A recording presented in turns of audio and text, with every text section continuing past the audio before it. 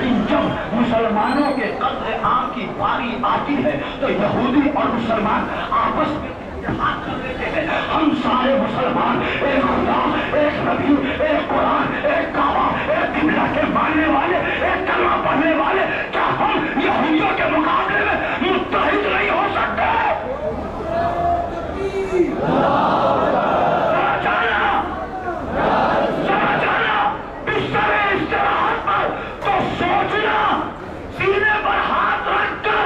इमाम हुसैन ने आखिर 6 माह के बच्चे को क्यों कुर्बान किया था?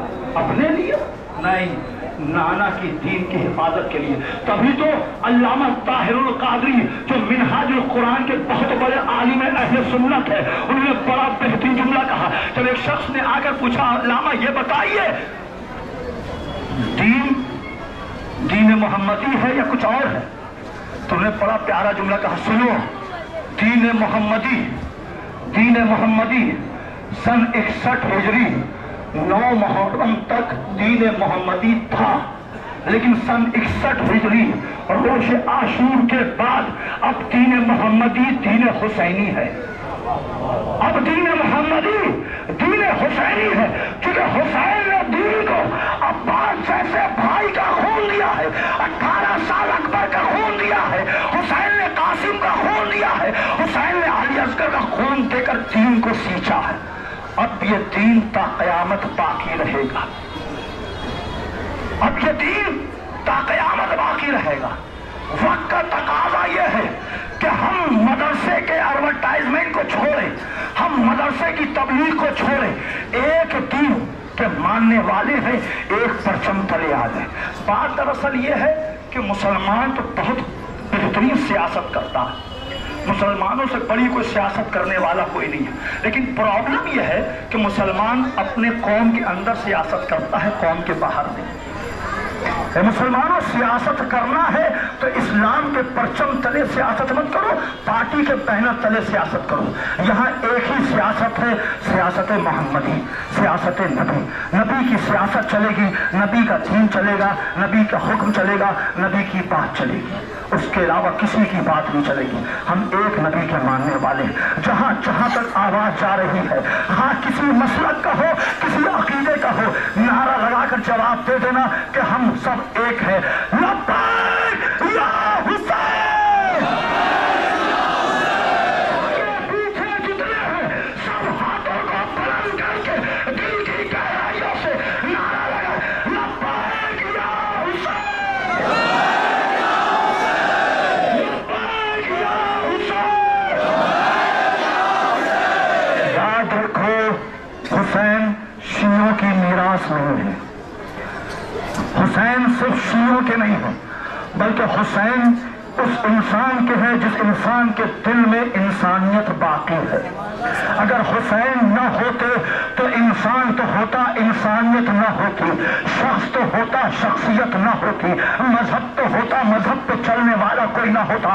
हुसैन ने कुर्बानी देकर इंसानियत की आबरू को बचा लिया है। आज जो हमारे दरमियान या हमारे खून में ज़मीर जो जिंदा है, इसी ज़मीर का नाम हुसैन है।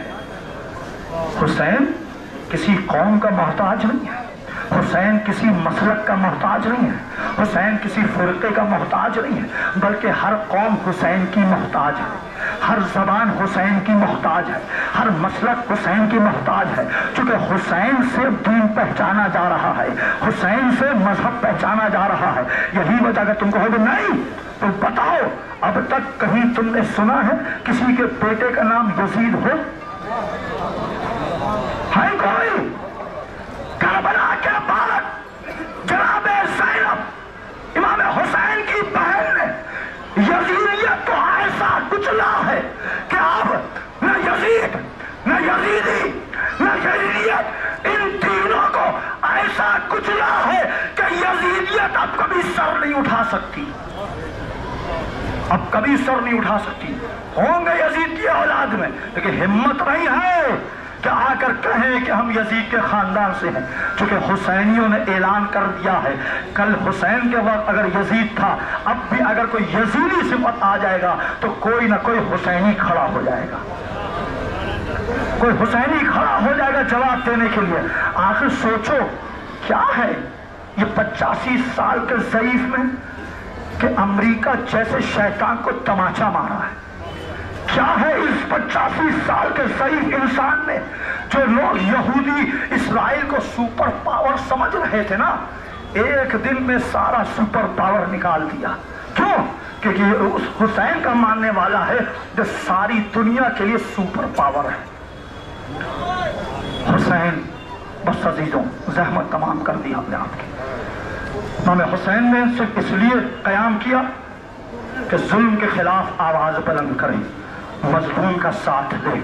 مظلوم کا ساتھ دینے کی معنی چاہے تمہارے گھر کے اندر ظالم ہو، چاہے تمہارے محلے میں ظالم ہو، چاہے تمہارے شہر میں ظالم ہو، چاہے تمہارے ملک میں ظالم ہو، چاہے تمہارے ملک سے باہر ظالم ہو، ظالم کے خلاف آواز بلند کرنا ہے. فلسطین میں کوئی شیعہ نہیں ہے، ایک بھی شیعہ فلسطین میں نہیں ہے. چیلنج کر رہا ہوں میں پورے مکہ برج کے مسلمانوں کے سامنے، یہ ذکی حسن چیلنج کر رہا ہے، کوئی بھی بتا دے کہ فلسطین میں ایک بھی شیعہ ہے.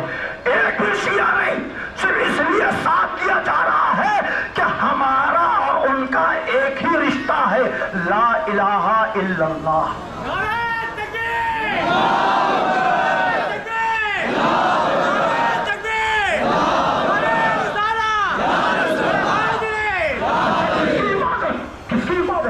بیت المقدس کی، مسجد اقصی کی، مسلمانوں کا پہلا قبلہ اول ہے نا.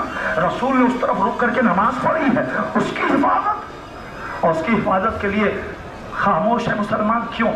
اگر وہ ساتھ دے دے گا تو عیاشی کہاں کرے گا جا کے. یہاں مظلوموں کو مارا جا رہا ہے، وہاں ٹرمپ کو 400 ملین کا پلین تحفے میں دیا جا رہا ہے. یہ ہے مسلمان. یہاں فلسطین کے مسلمانوں کو مارا جا رہا ہے اور یہاں یہودیوں کو اسلحہ سپلائی کر رہا ہے مسلمان. کہاں ہے مسلمان؟ یہ مسلمان نہیں ہے، یہ اپنے ضمیر کو بیچ چکے ہیں. اسی ضمیر کو جگانے کے لیے چوتھے امام نے، امام سجاد جو امام زین العابدین امام حسین کے بیٹے ہیں، ان کی شہادت کا دن ہے آج. یہ انہوں نے کوفے سے شام تک پاپیادہ چل کر اس میسج کو پہنچایا ہے، اس پیغام کو پہنچایا ہے کہ ظلم کے خلاف کھڑے ہو جاؤ. کون چوتھا امام؟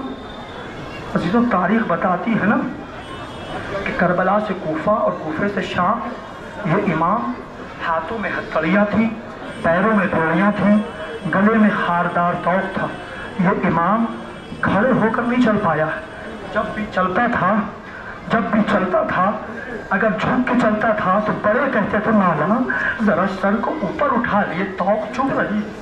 اور جب میرا مولا سر کو اوپر اٹھاتا تھا تو بچے کہتے مولا ذرا سر کو نیچے جھکا لیے، توق چبھ رہی ہے. میرا مولا رکوع کے عالم میں کربلا سے کوفہ اور کوفے سے شام تک گیا ہے. یہ عزیزوں ایسے شاید احساس ہو جائے. شاعر کا ایک شعر ہے، شاید تمہیں بھی ہو جائے احساس کربلا.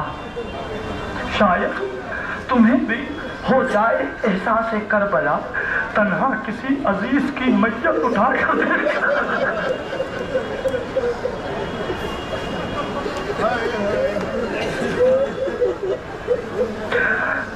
شاید تمہیں بھی ہو جائے احساس کربلا، تنہا کسی عزیز کی میت اٹھا کر دے.